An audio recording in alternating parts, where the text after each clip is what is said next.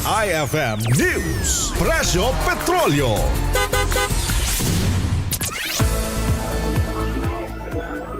Magandang araw, Idol Ted, Idol Tina. Ito nga masyadong malamig dito sa may labas. Kaugnay nito, merong rollback dito sa presyo ng gasolina. Subalit na rin din namang pagtaas dito sa presyo ng kerosene at ng diesel. Sabi kong inilabas ng ilang oil company, bumaba ng 20 centavos ang gasolina habang tumaas naman ang kerosene ng 1.30 pesos per liter habang 60 centavos naman ang itinaas dito sa diesel.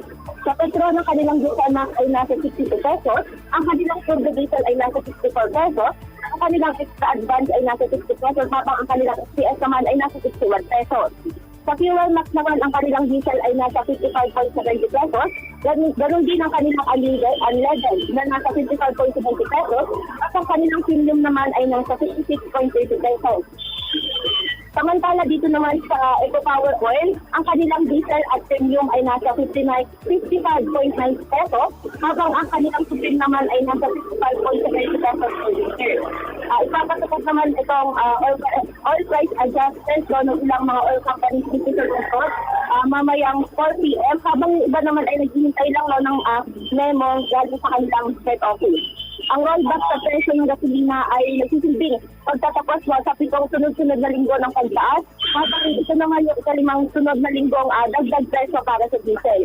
Para naman sa kerosene, ito ang unang paggalaw matapos ang 2 linggong walang magpapago dahil na dito nang pinatupad na flight ni Pangulong Marcos dahil sa state of national calamity.